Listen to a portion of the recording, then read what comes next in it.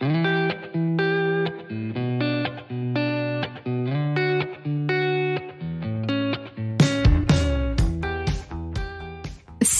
je suis Sandra et je te souhaite la bienvenue sur le podcast qui va te donner envie de réaliser tes projets et même tes rêves les plus fous. Notre mission, t'apporter de l'inspiration. J'échange avec des femmes qui ont osé s'écouter. Choix de vie audacieux, parcours atypique, projets fous, elles nous dévoilent tout sans filtre. L'idée, à travers chaque épisode, c'est d'adoucir tes peurs pour les remplacer par de l'audace et de l'enthousiasme. Du mouvement, du bruit, de la fumée, laisse-toi entraîner par les locomotives. Océane est docteure en virologie et en immunologie. Elle est aussi créatrice de contenu, très connue des réseaux sous le nom The French Virologist. Comme elle le dit, 10 ans d'études et 2 doctorats pour finir déguisée en castor sur Instagram. Mais ce n'est pas tout, elle est aussi maman de 3 enfants.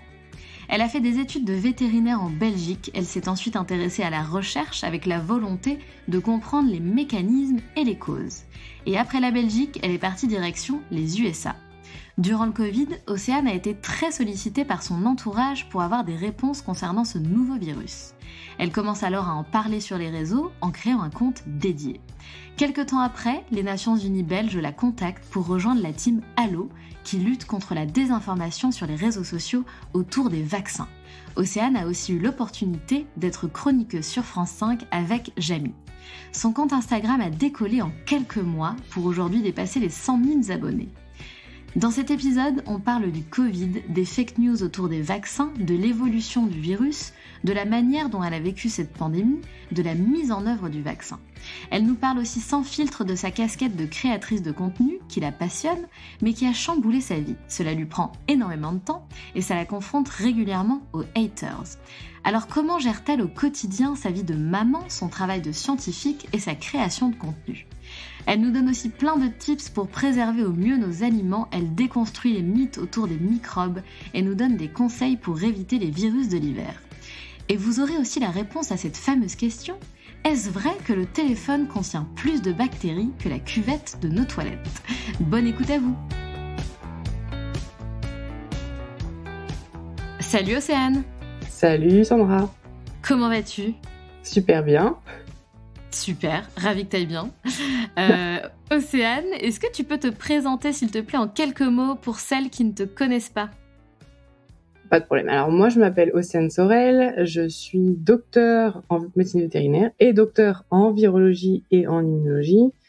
Je suis actuellement scientifique dans une biotech aux États-Unis et j'anime le compte Instagram de French Virologist qui fait de la communication scientifique sur les réseaux sociaux. Exactement, communication scientifique, mais très très drôle, mais on va en reparler. On va revenir dessus, évidemment. Et d'ailleurs, ça m'a fait beaucoup rire. Je sais plus où j'ai trouvé ça, mais j'ai épluché ton compte Insta et tu dis j'ai fait 10 ans d'études et 2 doctorats pour finir déguisée en castor sur Instagram. C'est très très drôle. J'étais obligée de placer cette phrase, Océane. Du coup, on va revenir un petit peu en arrière dans ton histoire, ton parcours. Est-ce que tu peux nous expliquer déjà pourquoi tu as eu envie de faire ce métier ? Est-ce qu'il y a eu un déclic, une envie, un désir particulier de devenir virologiste ? Combien de temps ça t'a pris ? Est-ce que c'était difficile ? Est-ce que tu as fait tes études en France ? Voilà, qu'on comprenne un petit peu qui tu es et par où tu es passé. Alors moi, j'avais pas spécialement envie d'être chercheur à la base. Je voulais être vétérinaire, donc j'ai fait mes études de médecine vétérinaire en Belgique. Et en fait, au cours de mes études, c'est vrai que pendant mes études de médecine vétérinaire, on parle pas trop de la recherche, mais je crois que c'était en 5e année ou en 4e année, j'ai commencé à m'intéresser à la recherche. Et quand il a fallu choisir un travail de fin d'études et ensuite un stage, je me suis intéressée au stage en laboratoire. Et à l'époque, j'avais mon professeur d'immunologie qui faisait donc des recherches à la faculté et qui était quand même très réputé. Et donc, je me suis rapprochée de lui pour lui demander s'il y avait des possibilités de stage dans son labo. Et en fait, c'est comme ça que tout ça a commencé. J'ai commencé par faire des stages et après, ils m'ont offert de faire une thèse avec eux. Et c'est comme ça que j'ai fini docteur en virologie, en immunologie. Donc, c'était plus un enchaînement qu'une vraie vocation au départ. Après, c'est vrai que quand j'ai commencé à m'intéresser à la recherche, après, c'est devenu un peu une vocation. Mais c'était... voilà. Après, ce qui m'a motivée à faire ça, c'est que surtout, Je trouvais qu'en médecine vétérinaire, une fois qu'on était dans la pratique, on poussait plus trop l'aspect scientifique assez loin, en tout cas pas assez loin pour moi. J'aime bien comprendre les choses et je trouve que parfois il manquait un peu de ça en pratique. On traitait les animaux, etc. pour les soigner, mais sans trop chercher à comprendre les mécanismes, la cause, etc. Donc c'est ça qui m'intéresse beaucoup dans la recherche et voilà, c'est toujours. Puis la biologie, j'ai toujours aimé ça, donc c'est vrai que c'est pas très surprenant au final, quoi. Ouais, bien sûr. Et du coup, tu as fait toutes tes études en Belgique? J'ai fait toutes mes études en Belgique, j'ai fait 6 ans de médecine vétérinaire. Moi, je suis française, mais à l'époque, il y avait un concours d'entrée après le bac que j'ai passé et que j'ai eu. Et donc, je suis partie. Je voulais pas faire de prépa parce que la prépa, c'est pas du tout. Enfin, ça me correspondait pas au niveau. J'ai jamais été je bosse beaucoup dans l'urgence. J'ai jamais été trop une bosseuse sur le long cours, quoi. J'ai jamais bossé tous les jours. Jamais. Même en médecine vétérinaire, j'étais un peu last minute. Ça a toujours bien fonctionné comme ça. Je ne conseille à personne de le faire. Ouais, bravo, franchement. Ça a beaucoup fonctionné. Je travaillais pas beaucoup de l'année et je devrais pas dire ça. J'ai pas envie que les gens fassent pareil, mais par contre, 2 mois avant mes examens de fin d'année, je m'enfermais chez moi et on me voyait plus. Et là, je bossais comme une dingo pour rattraper les 6 mois de retard que j'avais. Ah ouais. Et ça a toujours fonctionné, mais c'était un peu last minute, quoi. Ouais, bien sûr. Et du coup, la prépa, ça n'allait pas le faire avec moi. Je me voyais pas travailler 2 ans comme une dingo pour finalement pas forcément avoir le concours que je voulais. C'était pas. Donc c'est pour ça que je me suis retournée vers la Belgique. À l'époque, il y avait un concours. Maintenant, je crois que c'est tirage au sort. Et après, du coup, j'ai fait cette thèse de 4 ans. Donc ça fait 6 plus 4, ça fait 10. C'est pour ça que je disais 10 ans d'études Sympa. de doctorat pour finir en castor sur Instagram. Et après, donc 4 ans de thèse au labo d'immunoviraux de ma faculté. Et voilà, c'était super. Et du coup, comment t'es passée de la Belgique aux États-Unis? Ben après, donc pendant ma thèse de viro, j'ai cherché des postdocs parce que c'est un peu le parcours un peu obligatoire quand on a une thèse en recherche. C'est après de partir en postdoc à l'étranger en général. Et donc il y a beaucoup de postdocs, d'offres de postdoc aux États-Unis. J'ai postulé dans plusieurs laboratoires. J'ai eu pas mal de réponses positives et j'ai choisi Los Angeles parce que le professeur de l'époque pouvait m'offrir, en gros, il me disait qu'il avait de quoi me financer pendant 5 ans. Et du coup, je suis partie là-bas. J'avais aussi une autre proposition à Harvard à Ah, Boston. nice. Ouais, qui était sympa aussi, mais le prof était un peu moins sûr de la durée de financement. Il m'avait dit 1 an minimum et après on verra. Donc j'avais déjà un enfant, on était mariés, etc. J'ai pas pris le risque de partir 1 an pour devoir rentrer au bout d'1 an. Donc on est parti à Los Angeles, à USC, c'est l'université de Californie du Sud, et voilà, c'est comme ça que ça s'est fait. Génial. Puis Et donc, 1 semaine après ma thèse, parce que j'ai sécurisé le poste de postdoc quasi 1 an avant de passer ma thèse. Et du coup, dès que j'ai passé ma thèse, j'avais mon visa et je suis partie. trop bien. Aujourd'hui, tu fais plein de choses, donc tu es hyper présente sur les réseaux, et on en parlera. Tu es aussi experte bénévole pour les Nations Unies, donc ça fait assez dingue comme titre, tu nous expliqueras ce que ça veut dire, et chroniqueuse avec Jamie sur France 5, donc trop cool aussi. Est-ce que tu peux nous détailler un petit peu, ces postes-là que tu occupes? Alors ça, c'était complètement, c'est arrivé en fait, quand j'ai commencé sur les réseaux. Donc j'ai commencé sur les réseaux en février 2021, donc ça fait même pas 2 ans encore, suite à la sortie des vaccins contre le Covid et de toutes les fake news qui les ont accompagnés.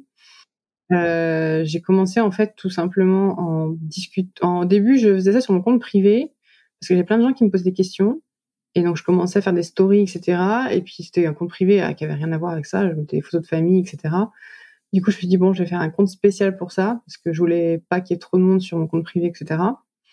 Et en fait, ça a pris de l'ampleur très, très rapidement.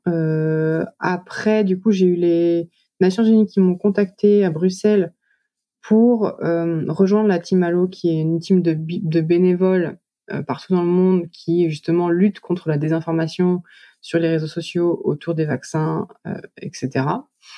Et je les ai rejoints. Et du coup, de temps en temps, à Bruxelles, ils me demandent de faire des articles de blog pour leur site d'information. Et donc, par exemple, là, j'ai fait un article sur la maladie de Lyme. On a fait le Covid, évidemment, le HPV aussi. Et donc, régulièrement, je leur écris des espèces de fac, là, questions-réponses, sur des sujets importants de la santé et qu'ils postent ensuite sur leur centre d'information, sur voilà, et qui traduisent en anglais aussi. Du coup, c'est relayé après sur d'autres sites d'information. Génial. Et c'est marrant parce que, j'ai vu, une vidéo, de toi lorsque tu fais des chroniques pour Jamie, enfin avec Jamie sur France 5 et c'est complètement, différent, enfin l'opposé en fait de ce que tu fais sur Insta où tu es vraiment dans le fun, tu es drôle, tu te lâches, et du coup là dans tes chroniques, sur France 5, tu es hyper sérieuse. Donc c'est rigolo de voir, bah, 2 facettes finalement de toi, c'est hyper drôle. Mais ça, c'est vraiment ces deux côtés-là. Dans mon travail, je suis de tous les jours, je suis très, très, très rigoureuse, un peu trop parfois, et vraiment un peu très perfectionniste et très sérieuse. Mais c'est vrai que Instagram, c'est un peu mon échappatoire où je peux être un peu. En plus, c'est moi qui le gère, donc j'ai pas trop de compte à rendre à personne en fait. Donc je fais ce que je veux en fait, tout simplement. Après, pour la télé, voilà, j'ai pas le droit de me déguiser. Ils m'ont dit, il y a pas de me déguiser, mais de temps en temps, j'ai réussi à faire une ou deux blagues qu'ils ont gardées. Mais voilà, c'était une bonne expérience. C'était juste un peu, moi, je suis pas du tout du monde de l'audiovisuel, tout ça, donc ça a été un peu tendu pour les enregistrer de chez moi, puisque je suis à distance, donc je peux pas aller en studio pour les Ah enregistrer. oui! Les chroniques, j'ai dû les faire chez moi avec du matos acheté vite fait, un téléphone, un trépied, enfin voilà. Et moi, avec aucune connaissance dans niveau technique, donc c'était parfois folklore. Il a fallu que je retourne plusieurs fois, mais c'était une bonne expérience. C'était marrant. Et c'est fou que ton compte Instagram, parce que là, tu me dis, ça fait à peine 2 ans que tu l'as lancé et il a décollé de dingue, en fait. Il a décollé hyper vite les 6 premiers mois. Bon, là, ça continue encore, mais c'est vrai que ça s'est ralenti au bout d'un moment, évidemment. Mais ouais, j'ai débunké tellement de mythes autour des vaccins que C'est ça a ça. fait beaucoup de relais. Et ça a pris beaucoup d'ampleur très rapidement. Puis là, après, j'ai étendu à d'autres. Évidemment, je parle pas que du Covid, je parle de toutes les maladies infectieuses, même de la science en général, pour essayer d'étendre le sujet, parce qu'il n'y a pas que le Covid dans la vie, évidemment, qui est intéressant. Il y a plein d'autres trucs. Et ça continue de plaire, donc ça, c'est cool. On s'amuse bien. Mm. Bah, c'est vrai que en fait, ton compte Insta, pour nous, c'est vraiment une mine d'or, tu vois? Nous qui on n'y connaît rien, tu vois? Tout ce qui est virus, bactéries et cetera. Et en fait, ce que tu fais, c'est que tu casses des mythes, et tu décortiques un petit peu tout ce qu'on peut «mal faire» entre guillemets dans notre quotidien. Et moi, à chaque fois que je vois une vidéo, je sais pas, par exemple, le truc, comme quoi il faut pas décongeler, la viande à température ambiante. Ça fait des années que je fais ça, enfin, tu vois? Ouais. Et à chaque fois que je vois passer une de tes vidéos, je dis à mon mec: «Putain, mais on fait encore un truc pas correctement, c'est pas possible». Et et Ouais, c'est clair. Il y a plein de gens qui m'ont dit ça. Et d'ailleurs, la décongélation, ça vient à chaque fois, ça fait. Les gens sont hyper étonnés parce qu'ils ne savent pas ça. Et en fait, c'est ça qui m'a motivée aussi à en parler, c'est qu'il y a beaucoup d'informations comme ça qui sont disponibles sur des sites de sécurité alimentaire, etc. Mais que le grand public n'a pas forcément l'idée d'aller consulter ces sites-là déjà, et ne sait pas en fait, ne sait pas que c'est juste, ils ne savent pas qu'il ne faut pas décongeler des aliments à température ambiante parce que ça pose un risque de toxi-infection. Et ça, c'est le fait de les amener sur les réseaux sociaux, ben voilà, ça c'est de la prévention tout simplement. Après, faut pas tomber parfois je me dis, il faut faire gaffe de pas tomber je veux pas que les gens deviennent parano. En fait, je veux pas que les gens deviennent parano autour de tout parce qu'il y a tellement de microbes autour de nous qu'après on peut vite devenir complètement parano avec la bouffe, avec les microbes des gens, dès qu'il y en a un qui tousse, etc. Donc, il faut vraiment doser en disant, par exemple, la listériose, oui, c'est un danger, oui, il faut faire attention, mais c'est une maladie rare. Donc, il faut pas oublier que c'est pas non plus très fréquent et que c'est pas parce que vous faites ci ou vous mangez un poisson cru que vous allez tout de suite avoir la listériose, quoi.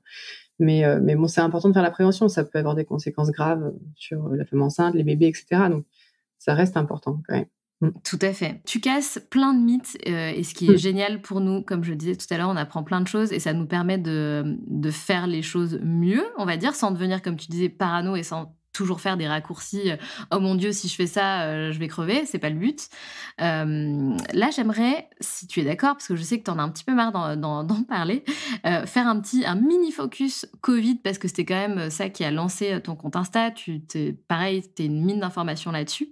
Tu as beaucoup parlé des vaccins et notamment, tu as beaucoup parlé, et de manière un petit peu ironique, des effets secondaires qu'on a pu rencontrer avec le vaccin. C'est quoi, du coup, ton opinion là-dessus? Alors, moi, mon opinion, c'est pas mon opinion, c'est l'opinion du consensus scientifique mondial. C'est que la balance bénéfice-risque, de toute façon, elle est en faveur de la vaccination et parce que le Covid, il a des conséquences que tout le monde connaît, même s'il y en a qui veulent complètement nier ça. Voilà, il y a eu des millions de morts, etc.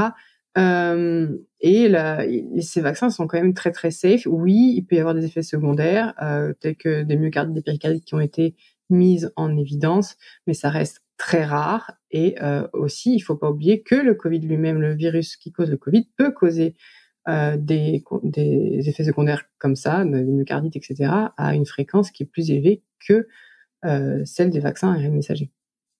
Et c'est bien. Après, il y a tout ce qui est fake news autour de C'est ça. l'ADN, etc. Ça, c'est complètement faux, évidemment.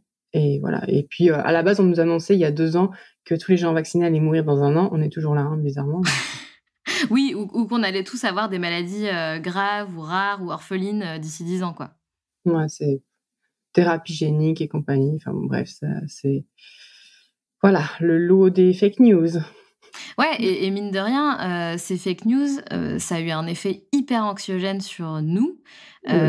Et tu vois, enfin, pour te donner un exemple par rapport à mon expérience personnelle, moi, quand je suis partie me faire vacciner pour la première dose, j'avais l'impression d'aller d'aller dans le couloir de la mort limite. Enfin, j'étais mais terrorisée. Ben, c'est le principe, c'est le terreau des fake news. Hein. Je dis toujours, la peur, c'est vraiment, ils se servent de ça pour propager des fake news. Le but des fake news, c'est de faire peur. Il n'y a pas d'autre mot que ça. Hein. C'est vraiment de faire flipper les gens. Le problème, c'est que ça a des conséquences terribles, hein, parce qu'il y a des gens qui sont quand même morts du Covid parce qu'ils n'ont pas voulu se faire vacciner, parce qu'ils ont cru ces fake news, ou qui ont convaincu leurs grands-parents, leurs parents, qui étaient à risque de ne pas le faire. Donc, la désinformation tue, ça je le dis tout le temps, tout le temps, tout le temps. Les fake news tuent des gens. Voilà. Mais complètement, complètement. Et En plus, donc, ils font flipper pour rien. Donc, c'est... Voilà. ouais, et en plus, sur la santé mentale, ça joue vachement, en fait. Déjà qu'on est dans, tu vois, on est dans dans des... Voilà, les années sont très anxiogènes, ça ajoute, ça ne fait qu'ajouter Mhm. de l'anxiété. C'est pour Donc, ça que c'est clair que quand je fais des messages de prévention, j'essaye de ne pas tomber dans le contenu anxiogène, même si je pense qu'il y a des gens qui trouvent que c'est anxiogène parfois. Mais il faut bien doser entre la prévention et tomber dans le, tu sais, clickbait, où tu commences à faire flipper les gens juste pour qu'ils regardent ta vidéo, etc. Ça, c'est ce que font les fake news. Hein. Les informateurs, ils font ça. Hein. Ils font des gros titres horribles en disant ça va vous tuer, ou 1 million de morts à cause des vaccins Covid, alors que c'est absolument pas vrai. Voilà, c'est leur méthode et ça marche. et ça marche. Ils se font du fric là-dessus. Hein. Ça, il faut pas oublier quand même que le but de la désinformation, c'est qu'il y a quelqu'un qui en profite, hein, financièrement. Comment ça? Ben, parce que s'il y avait les désinformateurs, ils font circuler des fake news, mais à côté de ça, ils se font du fric, soit parce qu'il y a de la circulation sur leur site et machin, ou qui se font des conférences qui se font payer, qui vendent des trucs alternatifs, Ah, méthodes. Mais bien sûr, il y a toujours un but dans la vie, toujours un but financier quelque part. ouais, tout Toujours. à fait, tout à fait. Dans des bouquins, voilà, bref. Moi, ça... Ouais, non, bien sûr. Oui, non, mais j'avais pas fait le lien, mais évidemment, il y a des communautés qui prennent de l'ampleur, et effectivement, c'est pas bon. C'est quoi enfin pas ton avis, mais tes pronostics là avec la remontée en flèche du Covid, du Omicron? Je ne suis pas du tout spécialiste de ce qui se passe, mais c'est quoi tes pronostics par rapport à ça? Bah, moi, j'aime pas faire de prédictions, je le dis tout le temps, mais le truc, c'est qu'on a commencé dans la population, ce qui s'est passé en 2020, c'est que le virus qui a émergé était un nouveau virus que notre système immunitaire ne connaissait pas. Et donc, c'est pour ça qu'il y a eu autant de dégâts. D'un coup, c'est vraiment le principe de la pandémie. C'est un peu ce qui s'est passé aussi avec la grippe espagnole en 1918, qui, premier hiver, a tué beaucoup de gens. Et après, en fait, on a au fur et à mesure que nos systèmes immunitaires l'ont rencontré, que la population s'immunise à un degré d'immunité, et ben ça devient de moins en moins problématique et on s'est immunisé soit par la vaccination, soit par l'infection, soit par les deux parfois. Et donc en fait on augmente ce degré d'immunité. Après l'immunité ne dure pas forcément très longtemps dans le temps et c'est ça qu'il faut surveiller, dont il faut faire attention, parce qu'il y a des boosters, c'est vrai qu'il y a des rappels de vaccination, notamment chez les personnes les plus fragiles, les plus âgées, qui risquent de faire un Covid sévère. Même après 3 ans, après le début de la pandémie, etc. Donc il faut vraiment faire attention à ça et pas baisser la garde, en fait, tout simplement. Oui, il y aura de moins en moins d'effets sur nos vies du Covid, et heureusement, à un moment donné, on va sortir de cette pandémie et le virus va sûrement devenir juste un virus qui circule, un peu comme le virus de la grippe, saisonnier, ou toute l'année, on ne sait pas encore s'il va devenir vraiment saisonnier. Mais faut pas baisser la garde, surtout avec les personnes fragiles. Ça, c'est vraiment, faut pas. Voilà, s'il y a des recommandations de vaccination, il vaut mieux les suivre parce qu'une fois qu'on l'a et on tombe dans le Covid sévère, ça, c'est très. On peut pas faire grand chose à part il y a quelques molécules qui fonctionnent, hein, mais c'est pas garanti de s'en sortir, quoi. Donc il vaut mieux prévenir que guérir. Et toi, en tant que spécialiste sur tout ça, comment tu as vécu cette période de pandémie? Comment j'ai vécu quoi? Le Covid? Ouais, toute la période Covid. Je pense que, à mon échelle personnelle, j'ai mal vécu comme tout le monde, hein. Je pense que même tous les médecins, tous les scientifiques ne l'ont pas bien vécu, même si alors oui, on a appris plein de trucs. Il y a eu énormément de progrès scientifiques qui ont été faits en 2 ans ou en 1 an, notamment avec les vaccins RNA messagers, ce qui est absolument fascinant. Mais on s'en serait bien passé, hein, tous, je pense. Dans nos vies, en général, on s'est pas du tout réjoui de cette pandémie, ça, c'est sûr. Mais bon, on a toujours, je pense que la communauté scientifique a toujours regardé vers la sortie plutôt que de se morfondre entre guillemets en disant oh là là, on est dans le caca.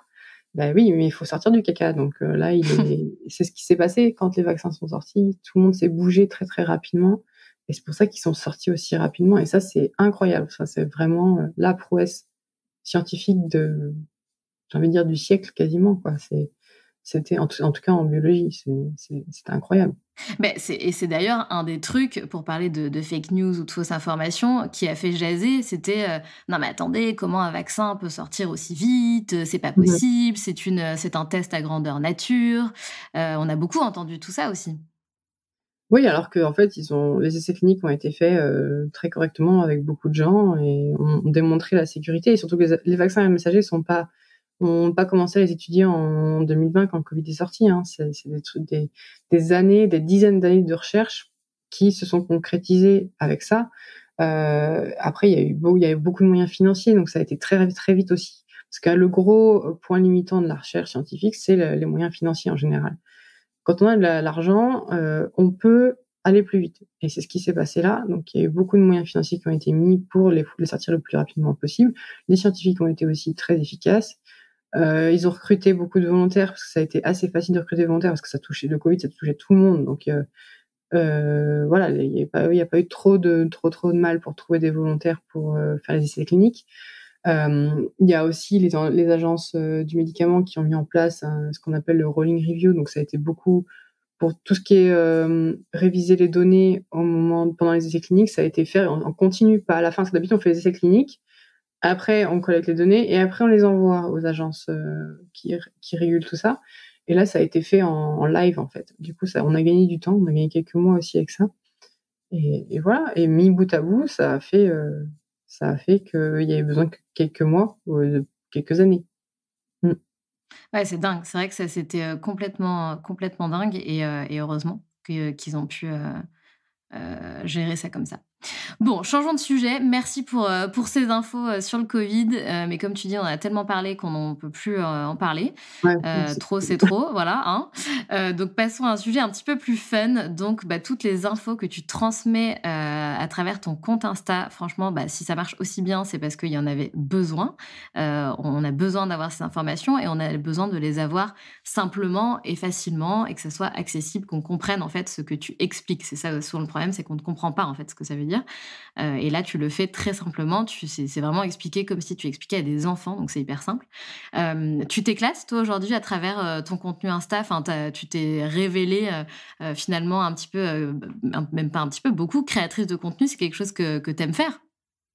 Ah oui, c'est sûr que j'aime beaucoup faire ça. Mon seul problème actuellement, c'est le temps. Vraiment, j'aimerais bien passer plus de temps à faire ça, mais j'ai pas le temps parce que, enfin, j'ai un travail à côté à temps plein.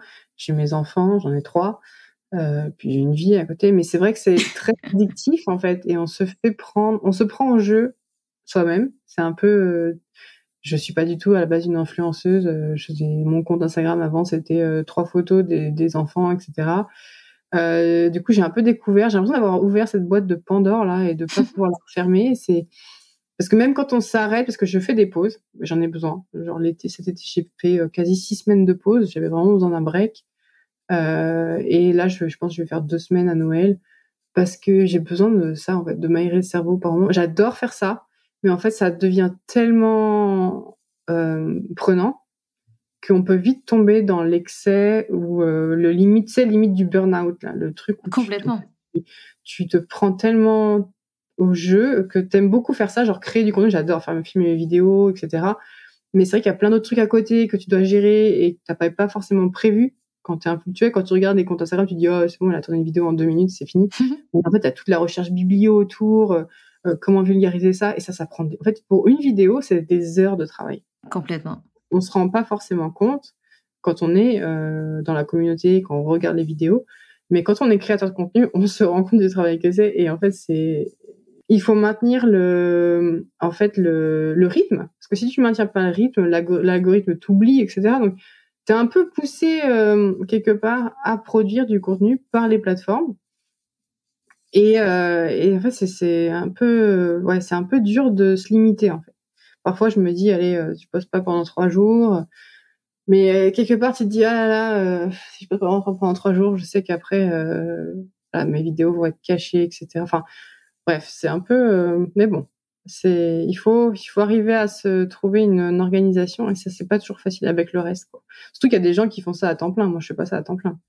Mais c'est C'est ça des gens qui est qui ont fou leur en métier, plus. quoi. Mais c'est ça, c'est que tu arrives à gérer ça en plus de tout ce que tu fais à côté. Et comme tu disais, je ne savais pas que tu étais maman je savais que tu étais maman, mais je savais pas que tu étais maman de 3 enfants. Donc tu taffes comme une tarée en fait, Ah, mais je de tous les suis côtés, quoi. une bosseuse mais mon propre ennemi, c'est moi-même, hein. Je suis mon ennemi, hein. C'est une catastrophe parce que je travaille beaucoup, tout le temps, trop, et je n'arrive pas à m'arrêter, c'est horrible. Mais il faut vraiment que et là, je commence à trouver un rythme un peu plus normal, on va dire, plus décent. Mais avant, je bossais tout le temps, la nuit, enfin, c'était horrible. Ah ouais, tu es une passionnée en fait, c'est tout. Mais mais le problème, c'est que quand tu tombes dans le trop, après, ça devient plus stressant, tu vois. Pour Ouais, ta tout à santé fait. mentale, à un moment donné, tu peux plus. En fait, j'ai tendance à à croire que je peux tout faire et que j'aurai jamais de problème de santé mentale. Sauf que c'est pas vrai, tu vois. Il y a un moment donné, on est tous humains, et le burn-out, c'est pas que pour les autres, quoi. Donc, il faut faire gaffe. Et je l'ai réalisé cette année seulement, vraiment, que ça pouvait vite partir en live, quoi. Donc, il faut vraiment que je fasse gaffe à ça. Mais sinon, non, j'adore faire ce que je fais. Euh, c'est clair que il y a des gens qui le font vraiment à temps plein comme un métier où ils gagnent leur vie avec ça. Moi, oui, je fais des collabs payés ou on me demande de créer du contenu, etc. pour d'autres plateformes. Mais ça reste très marginal. C'est pas ça qui paye mes factures, quoi, hein. Ouais, ouais, bien sûr, mais c'est Mm. effectivement, il y a un problème d'équilibre et c'est vrai que toutes les personnes qui travaillent, grâce, à cause des réseaux, on va dire, on se fait prendre au jeu et du coup, il y a un déséquilibre qui est certain puisqu'on passe notre vie à travers les réseaux et c'est dur, clairement. C'est clairement, ouais, pas facile. Mais bon, ça le fait, hein. Et Mais puis, oui! c'est ce que je dis, si un jour vraiment j'arrive pas à gérer, j'arrêterai, et puis c'est tout, hein. Si tu veux, c'est pas. Oui, ou accepter de se mettre moins la pression et oui, ne plus être au top du top dans l'algo, dans les vues, dans les machins, mais que ça reste un plaisir et pas une Ouais, obligation, quoi. c'est vraiment ce système, hein, qui te pousse aussi Mais oui, c'est vraiment parce que même si t'es pas dans cette optique-là quand tu commences ton compte, moi j'étais pas du tout cette optique-là, tu vois, penser à l'algorithme, j'y connaissais rien du tout. mais en fait, tu tombes là-dedans parce que tu vois tes stats. Toi, tu vois tes stats. Et tu le vois très bien, en fait, qu'il y a un truc, effectivement, quand tu es régulier ou que ben, c'est clair que tu fais... Voilà. Donc, il faut essayer de se détacher de ces stats-là et de pas y penser et en fait, de faire ça vraiment que pour le fun, mais c'est pas toujours facile. Non. En tout cas, s'il y a un truc que tu réussis à faire, c'est que tu nous fais beaucoup rire. Donc je savais pas comment allait se passer cette interview. Je me suis dit: «Est-ce qu'elle va être très, très drôle et faire plein de blagues? Est-ce qu'elle va être hyper sérieuse?» C'est rigolo parce que tes vidéos, elles sont, enfin moi, je me tape des barres, quoi. Enfin, c'est vraiment hyper drôle. Enfin là, j'ai une phrase en tête. Tout à l'heure, tu me parlais, en off, des œufs. Faut-il mettre les œufs au frigo sur les étagères? Et tu sors la phrase: «Qui mouille l'œuf ne fait pas la teuf». Ouais. Non, mais alors, je vais Non, pas mais être très c'est sérieuse. Hein. Je génial! suis pas tout le temps complètement Mais cinglée moi, dans j'adore! la vie. Mais j'ai aussi ce côté, oui, j'aime bien faire rire les gens et j'ai toujours aimé ça. C'est pas un truc qui m'est venu en 2020. Mais c'est vrai qu'en fait, j'essaie de toujours garder un contenu sérieux, mais que la forme soit moins sérieuse. Parce que sinon, en fait, on s'emmerde, quoi. Il y a pas Bah, d'autre mot. oui, Hein. oui, là, tu apportes de la valeur, mais tout en étant, drôle. Ah, parce que je trouve que déjà, on retient mieux. Parce que comme tu dis, qui mouille l'œuf ne fait pas la teuf, les gens, ils vont s'en souvenir. Tu vois ce que Mais je veux dire? grave, mais Du évidemment. coup, ils vont se dire: «Est-ce que je dois laver mon œuf ou est-ce que je dois le sortir du frigo?» et quand ils vont voir les gouttes de condensation sur leur œuf, ils vont dire: «Ah mais non, mais qui mouille l'œuf ne fait pas la teuf. On peut pas faire ça». Du coup, je me dis, si ils se souviennent de quelques punchlines ou des trucs ou même de mon déguisement, j'en sais rien, d'abeille, avec le miel et compagnie, ils vont se dire: mais attends, il y a un truc avec le miel, j'ai oublié ce que c'est déjà». Mais au moins, ça reste dans le cerveau. Alors que si tu fais un cours magistral là hyper sérieux, les gens s'en foutent. Déjà, ils écoutent pas, et en plus ils retiennent pas. Mais bien sûr et en plus, c'est hyper court en général tes vidéos donc c'est en Ouais. 2-3 te dans enfin bref, tu l'as compris, très rapidement, on a le la réponse au problème, la réponse à la question donc c'est hyper facile pour nous. L'essentiel. Exactement, tu Voilà. vas droit à l'essentiel. Alors justement, on va faire quelques zooms, sur des infos que tu donnes à travers ton compte Insta pour les donner, ben, pour les auditrices qui écoutent, le podcast. Reprenons du coup, voilà, transition avec les œufs. Faut-il ranger, nos œufs au frigo ou à température ambiante? Donc quelle est la réponse à cette question, Océane? Alors ça dépend. Ce que n'aiment pas les œufs, ce qu'ils détestent, c'est les variations de température. Parce qu'en fait, l'œuf, il est recouvert d'une espèce de pellicule transparente qu'on ne voit pas, qui, en fait, parce que sinon l'œuf, il est poreux, donc il y a des petits trous partout, et les microbes peuvent éventuellement rentrer. Donc les bactéries, telles que les salmonelles, etc., peuvent rentrer dans l'œuf, se multiplier dans l'œuf et causer des infections. Et donc pour ça, l'œuf, c'est un environnement un peu stérile entre guillemets. Il y a une pellicule qui est naturellement présente autour de l'œuf, mais quand on la mouille, la pellicule s'en va. Donc, quand on mouille la coquille, la pellicule s'en va, et donc là, ça devient une structure poreuse et les microbes peuvent rentrer. Et en fait, quand on sort, si par exemple vous avez acheté vos œufs au frais dans le magasin et que vous les mettez ensuite dans votre placard ou les mettre dans votre frigo quand vous rentrez chez vous, il va y avoir de la condensation qui va se former, donc la coquille va être mouillée. Et donc ça va revenir en fait à laver l'œuf entre guillemets, et cette cuticule là, cette pellicule va s'en aller, va fondre, et donc l'œuf va devenir poreux. Et il y a un risque d'infection parce que les salmonelles qui sont présentes sur la coquille peuvent rentrer dans l'œuf. Et donc en fait, en gros, il faut que si l'œuf vous avez acheté au frais, par exemple aux États-Unis, ils les vendent au frais, alors il faut les mettre dans son frigo quand on rentre. Si par contre vous les avez achetés sur une étagère dans le magasin, vous avez le choix de les mettre dans votre placard si vous voulez, ou de les mettre au frais. Mais si vous les mettez au frais, alors il faut pas les ressortir le lendemain parce que vous avez plus de place, etc. Et vous les mettez dans l'étagère, parce que du coup ça va condenser. Donc il faut pas que ça condense. Et alors le frigo permet de garder les œufs plus longtemps, ça c'est sûr, parce que voilà, c'est le froid, quoi, donc c'est mieux pour ça. Mais il y a toujours l'option de les garder sur l'étagère si vous les consommez pas dans 2 mois, c'est bon, quoi. Mais il faut faire gaffe à ça, et une fois que vous les sortez du frigo, il faut les consommer rapidement, sinon ils vont condenser, ça va être le même problème. Et ne jamais laver les œufs, du coup. Ne jamais laver les œufs. Du coup, simple et efficace. Si on achète dans un frigo, ils restent au frigo. Si on achète hors frigo, ils restent hors frigo. Ou on peut les mettre au frigo. Non, mais il faut pas les ressortir tous les jours en disant un coup au frigo, un coup. Ouais. Restons sur les aliments. Tu expliques qu'il y a des aliments, je vais pas y arriver, qu'on ne peut pas réchauffer, notamment le riz cuit. C'est quoi cette histoire? Ah non, j'ai pas expliqué ça justement. J'ai débunké ce mythe. On peut réchauffer le riz. Le problème du riz, c'est si on le laisse à température ambiante, il peut y avoir des spores qui germent et qui ensuite produisent une toxine qui peut nous rendre malade, en fait. Du coup, le riz, il faut vraiment le mettre au frigo très rapidement après cuisson. Et pas garder. Il y a beaucoup de gens qui laissent traîner le riz ou les Complètement. pâtes sur le comptoir, mais il y a un risque. En fait, il faut vraiment. On pense que le riz est inoffensif, mais il y a des spores qui résistent à la cuisson, qui ensuite germent dans le riz à température ambiante et après produisent une toxine. Et du coup, qu'est-ce qui peut nous arriver concrètement? Est-ce que Une c'est intoxication alimentaire, hein, ça peut. d'accord, Donc, voilà. ouais, pas cool. Non, pas cool. Il y a autre chose, que tu expliques et qui m'a fait beaucoup rire, puisque je dis toujours à mon fils de mettre un manteau parce qu'il fait très froid et que sinon il va tomber malade. Donc ça, c'est assez improbable. Tu expliques Mmh. qu'un en fait, qu'on mette un manteau ou pas, c'est pas ça qui nous fait tomber malade. Non, c'est les microbes qui vous font tomber malade. Mais Surtout les virus de l'hiver. En fait, c'est un mythe, le froid, c'est dingue tu ça! peux pas attraper froid, tu peux attraper des microbes, mais alors ce qui se passe l'hiver, c'est que surtout les gens sont beaucoup à l'intérieur, donc il y a une grosse concentration de microbes.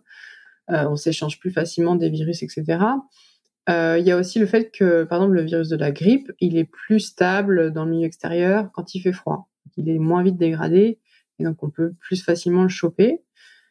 Après, il y a une hypothèse controversée qui dit que les défenses immunitaires au niveau de la muqueuse respiratoire sont un peu diminuées quand il fait froid, quand on inspire de l'air froid. Ça, c'est hyper controversé encore, donc c'est pas avéré.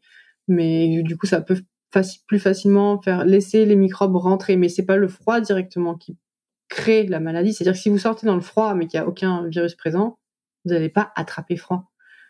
Vous allez peut-être mourir d'hypothermie, mais pas attraper froid. En tout cas, pas faire une infection. C'est les virus et les bactéries qui causent des infections, mais pas le froid en lui-même. donc les enfants qui veulent pas mettre de manteau l'hiver, finalement, Là, s'il y a pas de microbes autour, ils attraperont pas froid. d'accord. Voilà. Mais tu vois, ça semble con comme ça, mais enfin, C'est tu mmh. vois? Enfin bref. Et justement, tu donnes 5 conseils pour éviter les virus de l'hiver. C'est quoi ces 5 conseils? Alors, qu'est-ce que j'ai dit comme conseil? Je sais même plus.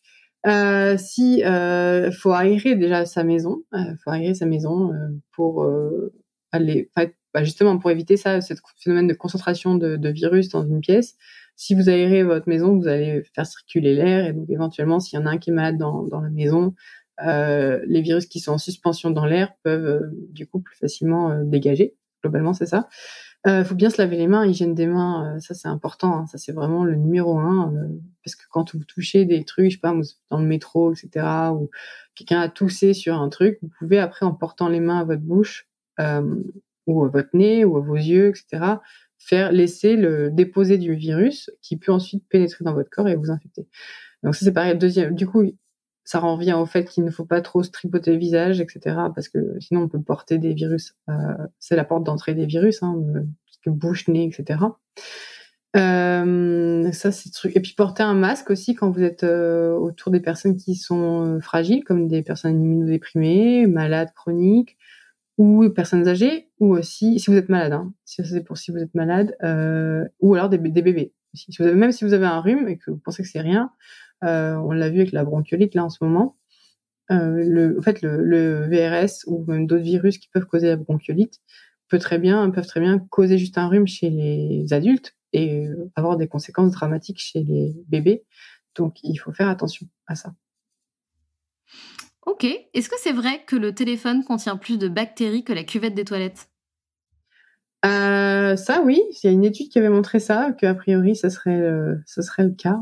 Ça, j'en avais parlé c'était une chronique de C'est Jamy, hein. C'était ça, hein, je crois. Alors j'ai pas vu la chronique, j'ai vu que tu as fait un réel extrêmement drôle où tu es déguisé en microbe ou en bactérie, je ne sais pas, et une bactérie qui danse partout dans dans le métro, sur le téléphone, sur la Ouais, voilà, Princesse Périnée, j'avais fait avec, voilà. Ah oui, avec une autre dame, ouais, enfin une autre demoiselle. c'est une kiné en fait du périnée, on parlait des toilettes. Elle était déguisée en toilette. Voilà, Dit comme ça peut sembler bizarre pour les gens, mais mais c'est bien, on adore. Elle s'était déguisée en toilette et moi j'étais déguisée en microbe parce que c'était justement en fait parce que on conseille, les kinés conseillent de s'asseoir sur les toilettes pour uriner parce que sinon ça peut favoriser les infections urinaires, etc. Et donc il faut faire attention de bien s'asseoir pour bien vider la vessie, etc. Et donc il faut voilà. Enfin, je crois que c'est pas les infections urinaires, c'est plus pour le périnée. Enfin bref. Et donc du coup les gens sont toujours horrifiés quand on parle de s'asseoir sur la cuvette des toilettes publiques, etc. Donc on avait fait un réel pour justement expliquer que d'après en tout cas les données actuelles, on peut pas attraper par exemple de IST avec les cuvettes des toilettes, etc. Et que votre téléphone est sûrement plus sale que les toilettes sur lesquelles vous vous asseyez. En gros, bon après il faut évidemment se laver les mains, etc. Mais en gros c'est ça. Du coup, les recos, conseils par rapport à ça, c'est quoi? De nettoyer son téléphone un maximum de fois par jour et de se laver les mains un maximum aussi? Alors il y a des produits spéciaux pour les téléphones. Je sais pas exactement, j'ai pas de marque comme ça à donner. Mais oui, il faut bien et se laver les mains. Se laver les mains avant de tripoter, par exemple. Éviter de prendre son téléphone aux toilettes aussi. Parce qu'il y a plein de germes dans les toilettes. Puis quand on tire la chasse d'eau, il y a des germes qui sont propulsés à l'extérieur des toilettes, donc qui peuvent se retrouver sur le téléphone. Donc c'est pas top quand même, hein, c'est pas génial. Ouais. Et puis se laver les mains avant de tripoter son téléphone, surtout si on vient, je sais pas moi, de toucher de la nourriture, ou avant de toucher de la nourriture, de se laver les mains si on a touché son téléphone, parce que son téléphone est dégueu.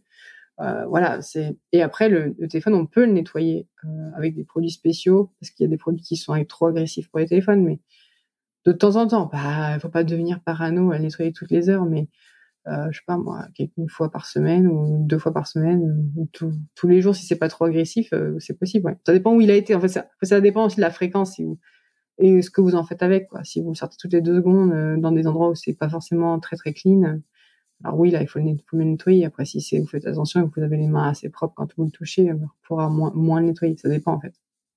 OK. Bon, en tout cas, faut faire gaffe. Attention, âme sensible, tu parles dans une vidéo, récente, si je dis pas de bêtises, d'une trend TikTok qui est carrément dégueulasse, où des Ah filles ouais. se Mmh. mettent alors attention, ouais, donc où des filles se mettent le sang de leurs règles sur le visage. C'est quoi ce Ouais. délire? Alors apparemment, c'était une blague à la Ah! base, OK.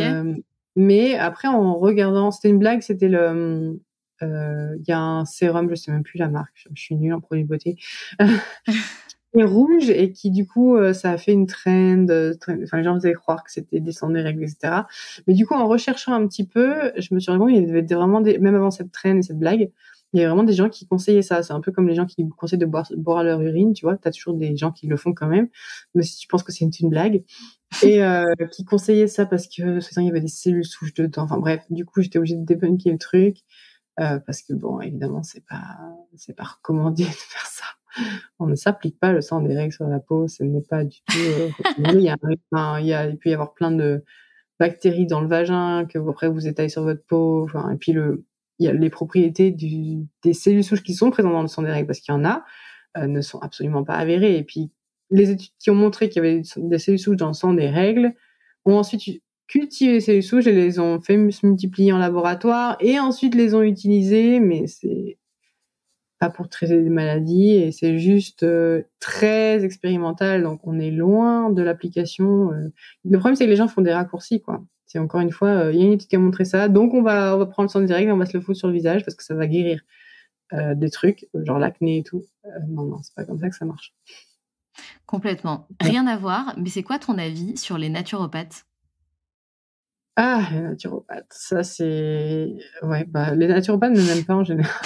Est-ce que tu les aimes? C'est ça Alors la question. il y a des naturopathes qui me suivent, ça c'est pas tout à fait faux, hein, mais il y en a qui ont été très agressifs contre moi Ah ouais?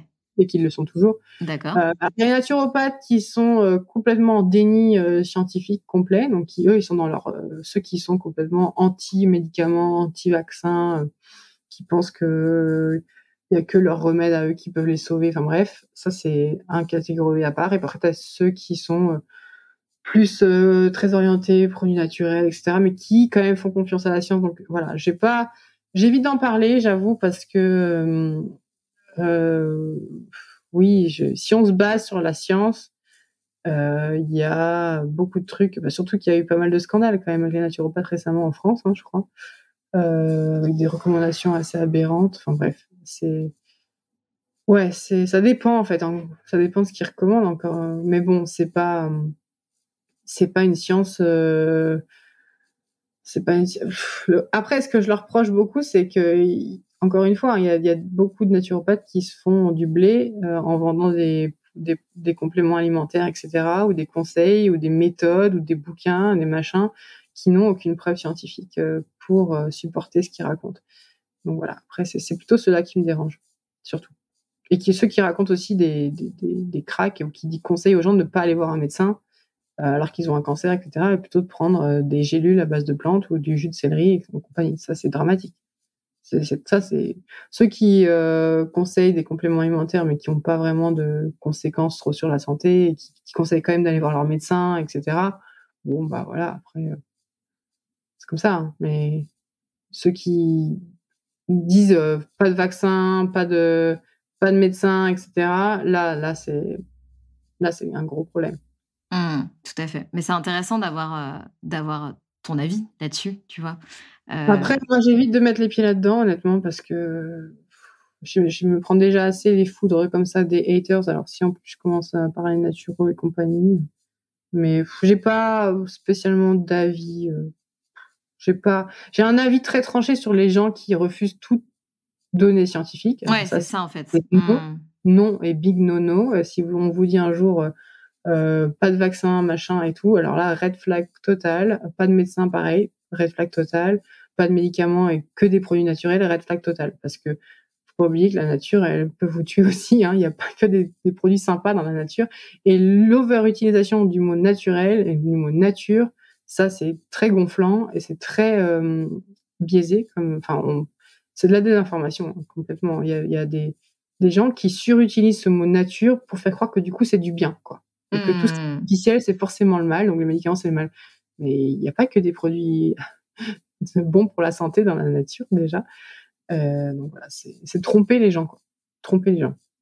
Encore une fois, dans un sens ou dans un autre, c'est de pas faire, trop de raccourcis. C'est toujours le même problème, de se renseigner, Non, puis, ouais, après, voilà, je sais que moi, il y a des naturopathes qui me suivent et qui, ils sont quand même dans le scientifique, entre guillemets, qui font confiance à la science, etc. Après, il y en a qui ne me suivent pas du tout et qui, au contraire, m'ont envoyé des messages de haine.